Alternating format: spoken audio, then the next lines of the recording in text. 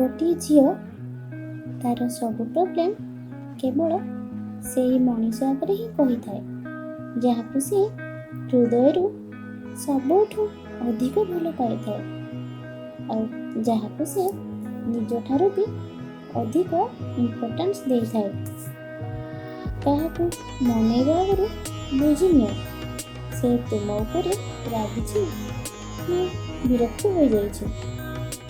ତା ଉପରେ ରାଗିବା ପୂର୍ବରୁ ବୁଝିନିଅ ସେ କ'ଣ ତୁମ ଉପରେ ସତରେ ରାଗିଛି ନା ଅଭିମାନ କରିଛି।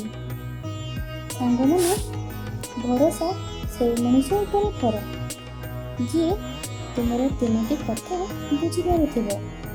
ପ୍ରଥମରେ ହସ ପଛର ଦୁଃଖ, ଦ୍ୱିତୀୟରେ ରାଗ ପଛର ଭଲ ପାଇବା, ଆଉ ତୃତୀୟରେ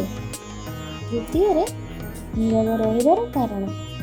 କାହିଁକି ନା ଯେଉଁ ଲୋକମାନେ ଏ 3ଟି କଥା ବୁଝିପାରନ୍ତି ସେଇମାନେ ହିଁ ପ୍ରକୃତରେ ସଚ୍ଚା ଭଲ ପାଆନ୍ତି। ଗୋଟିଏ ଝିଅ ତାର ସବୁ ପ୍ରୋବ୍ଲେମ୍ କେବଳ ସେଇ ମଣିଷ ଆଗରେ ହିଁ କହିଥାଏ, ଯାହାକୁ ସେ ହୃଦୟରୁ ସବୁଠୁ ଅଧିକ ଭଲ ପାଇଥାଏ, ଆଉ ଯାହାକୁ ସେ ନିଜଠାରୁ ବି ଅଧିକ ଇମ୍ପୋର୍ଟାନ୍ସ ଦେଇଥାଏ।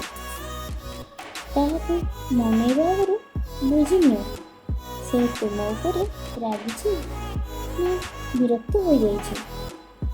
ତା ଉପରେ ରାଗିବା ପୂର୍ବରୁ ବୁଝିନିଅ ସେ କ'ଣ ତୁମ ଉପରେ ସତରେ ରାଗିଛି ନା ଅଭିମାନ କରିଛି। ସାଙ୍ଗମାନେ, ଭରସା ସେଇ ମଣିଷ ଉପରେ କର ଯିଏ ତୁମର 3ଟି କଥା ବୁଝିପାରୁଥିବ। ପ୍ରଥମରେ ହସ ପଛର ଦୁଃଖ, ଦ୍ୱିତୀୟରେ ରାଗ ପଛର ଭଲ ପାଇବା, ଆଉ ତୃତୀୟରେ ନୀରବ ରହିବାର କାରଣ। କାହିଁକି ନା ଯେଉଁ ଲୋକମାନେ ଏ 3ଟି କଥା ବୁଝିପାରନ୍ତି ସେଇମାନେ ହିଁ ପ୍ରକୃତରେ ସଚ୍ଚା ଭଲ ପାଆନ୍ତି।